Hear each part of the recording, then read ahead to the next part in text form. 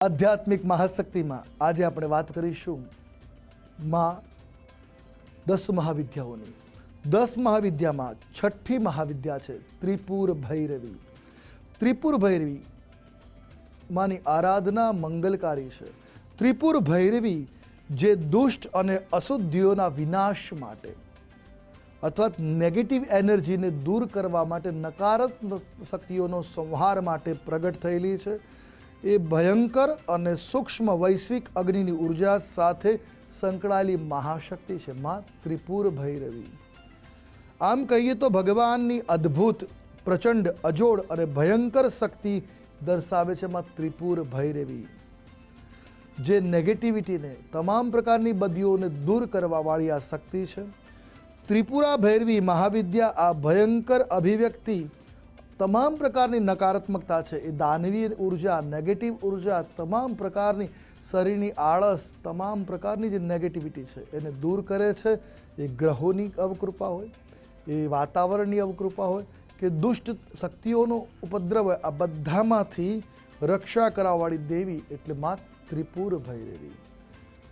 પદ્મમષ્ટદલોપેતમ નવયોન્યાઢ્યકર્ણિકમ ચતુદ્વયા સમાયુક્તમ ભૂગ્રહમ વિલિખેત તતઃ. સિદ્ધિની પ્રસિદ્ધિ માતાજીને માટે કહે છે. આ કોઈ પણ ભગવતીની આરાધના કરવા માટે કહ્યું છે. કોઈ પણ બુધવારે કે શુક્રવારના દિવસે 9 વાગ્યા પછી, રાત્રિના 9 વાગ્યા પછી ભગવતીનું આરાધન કરવું ખૂબ મંગલકારી છે.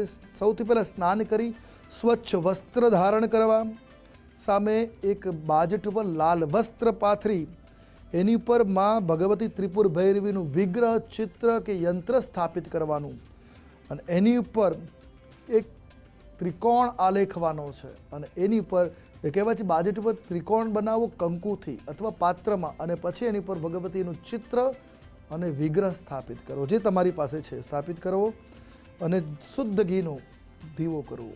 શક્ય હોય તો ગાયનું જ ઘી વાપરવું. આનો દીપ પ્રજ્વલિત કરવો અને માની સન્મુખ બેસી એક બાજુ ધૂપ કરી અને ભગવતીના મંત્ર જાપ કરવાના હોય છે. માતાજીની પૂજા કરવાનો સંકલ્પ ગ્રહણ કરી, અને સંકલ્પ એટલે વિચાર વ્યક્ત કરી અને માતાજીને પ્રાર્થના કરવી કે શા માટે માતાજીની આરાધના કરીએ છીએ. એ સંકલ્પ કર્યા બાદ ભગવતીની આરાધના કરવી. માં ત્રિપુર ભૈરવી તમામ પ્રકારની મંગલ કામનાઓ પૂર્ણ કરનાર છે. ભૈરવીની, ભગવતી ત્રિપુર ભૈરવીની પૂજા કરવાથી વ્યક્તિ તમામ બંધનોમાંથી મુક્ત થઈ જાય છે. કોઈ પણ પ્રકારનું બંધન જીવનમાં હોય એ બંધનોમાંથી મુક્ત થઈ જાય છે. તેમની પૂજાથી વ્યાપારમાં સતત વૃદ્ધિ થતી લાગે છે. જે ઓપ્ટિકલ્સ છે, જે સંકટો છે, જે વિઘ્નો છે એ દૂર થાય છે અને ધન પ્રાપ્તિના આશીર્વાદ પણ મળે છે અને સહજતા, સરળતાના પણ આશીર્વાદ મળે છે. માની આરાધના માટે વિશેષ મંત્ર છે. ઓમ રીમ ભૈરવી ક્લીમ રીમ સ્વાહા. આ મંત્રનો જાપ કરવાથી માં ત્રિપુર ભૈરવી પ્રસન્ન થાય છે. માં ત્રિપુર ભૈરવી માતાનું મંદિર, ત્રિપુરા ભૈરવીનું મંદિર વારાણસીમાં આવેલું છે. આમ તો ભગવતીના ઘણી જગ્યાએ બીજા પણ મંદિર છે, પણ જે આદિ મંદિરોની વાત કરીએ તો વારાણસી, બનારસમાં કહેવાય છે ભગવતીનું આ વિશિષ્ટ મંદિર વિદ્યમાન થયેલું છે. માં ત્રિપુર ભૈરવીની આરાધના તમામ પ્રકારની મનોકામનાઓને પૂર્ણ કરનાર છે અને ભગવતીની આરાધના કહેવાય છે 10 દિવસ લગાતાર જો કરવામાં આવે, સાધકની તમામ મનોકામના પૂર્ણ થાય છે.